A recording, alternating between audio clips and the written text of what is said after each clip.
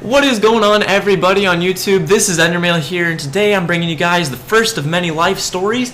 And today I'm going to be talking about how I got a lap dance when I was 10 years old. Now you're probably wondering how a 10-year-old was even in the same room as a lap dancer, but it's kind of a weird way these events unfolded, and we weren't in America at the time, so if that helps, a little bit of clarification here at the beginning. So I'm going to start with just the background of how we managed to make it overseas. So at the time, I was 10, so this was 7 years ago, which was the summer of 2006. My dad is a psychology professor, and at the time he was teaching at Minnesota State University in Mankato, Minnesota, which is where I lived for 5 years, I think.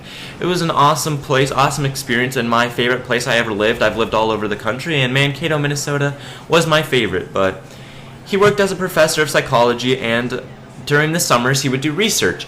And he decided that through his connections he wanted to do some research over in London on their Metropolitan Police pursuit drivers. Now, Metropolitan Police is the police force in London, and the pursuit drivers are basically the people that go out and chase down criminals who get in cars. They also, drive the royalty around, and if they ever get in a situation where somebody wants to kill the royalty, they can drive out and maneuver. They go up on curves, they do all kinds of crazy stunts and get out of deadly situations. They're like professional drivers, professional race car drivers that are very good compared to America's police who just fly through red lights and smash into other cars and fling them into houses and all that crazy mess. The pursuit drivers in London actually follow along with the driving laws and rules as they're on their pursuit chase because they don't want to put anybody else's lives in danger. So that's really awesome, and that's a ton of brain work going on while you're driving at hundreds of miles an hour, also watching out for other citizens, stopping at red lights, making sure people see you, they wave when they pass, and all that. That's got to be stressful, that's got to be intense, and so that's what my dad wanted to do. He wanted to go over there and measure brain project and brain waves while these pursuit drivers were driving, doing all their crazy maneuvers and stuff like that in training to see the brain activity and see if they could figure out a better way to manage stress for those pursuit drivers. So they gave him some money to go over there and do this research, and part of that money was used to fly the family over, which is me included. So he was over there for about 2 weeks, and then on the last day of 4th grade, I actually missed my last day of 4th grade in order to fly to London. We got on the plane, flew to Toronto, spent some time in Canada, which was pretty awesome, and then we flew over and landed in London. Now, while we were over there, we decided to do some sort of sightseeing throughout Europe, because over in Europe, their countries are like our states, so they're close together, you can travel between them easy. I mean, you need a passport and stuff like that, but in general, it was very easy to just go from one country to the next, and we decided to go to France and Belgium. So we got on the Eurostar, which is a very fast underground train that goes under the English Channel and goes from London to France, Paris, France, that is.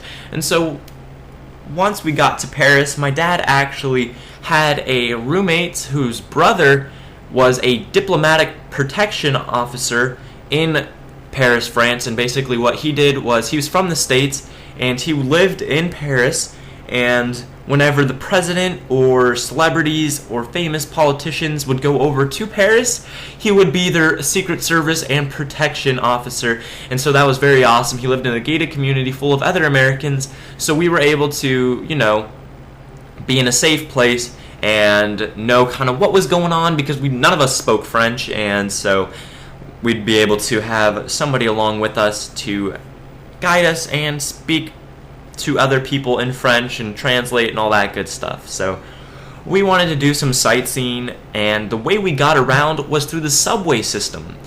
Now, I don't know where exactly we were going that day in France, maybe to the Eiffel Tower, maybe to go ride boats on the river. I don't know. We did all kinds of stuff. Paris was a wonderful place, but 10-year-old me and my family were getting on the subway one day, and it was very crowded, very packed. Wherever we were going, obviously a lot of people were going there too. Now, subway systems in big cities are always packed, so I shouldn't have been surprised. But it was rather packed to the point where we couldn't sit together as a family. So there was, when you got on the subway, there was a little like lobby area, I like to call it, just a little open area, and then you could turn down either right or left and go down to more seating where it's groups of seating. And so my mom, brother, and sister found seats kind of around the corner going to the right, and they sat down. But me and my dad found seats at the doors. There was 4 seats, one in each corner of the little lobby. There was 2 doors on either side, so no matter where you pulled up at the station, you could actually get on either door. And so there was 4 seats each corner of the little lobby on the subway system. So I took one corner and my dad took the other, and that's how I ended up by myself on a subway underneath Paris, France. And so we're driving through, or training through, I don't know what they call it in train terms, but we're going through and we stop. Obviously wasn't our stop, but it's to pick up more passengers, and the only people that got on were 2 girls. I don't know how old they were. My dad said they were in their late teens, so probably 18, and one of them was, I think, like 14. I'm not sure, but they were the only 2 people to get on the train, and they pulled on like a rolling suitcase, what looked to be like a bomb. It was a weird contraption. It was a shiny silver, probably the size of like 2 Xbox 360s stacked on top of each other. I'm looking at my Xbox right now, and that seems to be how big it was. And there was wires coming out of it, you know, going all over, blinking lights, and it was a weird shape. It was kind of like a circle-ish, squarish thing, and it looked like a bomb. Like, I did not know what to think of it. They rolled it on, and they weren't saying anything, didn't look at anybody, and they just clicked a button, and next thing you know, loud music is booming out. They start singing and dancing. One girl goes around, and mind you, this is all in the middle of that lobby area, right where we were sitting. So there was one girl that stayed there, and one other girl that walked around trying to get tips while she was singing to the music, trying to make a little extra money. And obviously they want to put on a show to earn as much money as they can, get many people to give them a lot of money. And one of them was giving lap dances, and apparently me being right there, I was the first victim to get this lap dance from a 18-year-old French girl who's screaming in a different language that I don't even know, and I was absolutely terrified. The music was loud. I was looking over at my dad for help. He was over there dying laughing while this girl is twerking on my lap. This 4th grader sitting here with an 18-year-old twerking on her lap for an extra buck, and I was absolutely terrified. I did not know what was going on, but I had the weirdest boner. No, I'm just kidding, guys. It was terrifying. They got off at the next stop. I didn't know what to do. My heart was racing. They had a bomb that blasted music, and next thing I know, I have this 18-year-old dancing on my lap. Looking back on it now, I probably should have enjoyed it a little bit more than I did.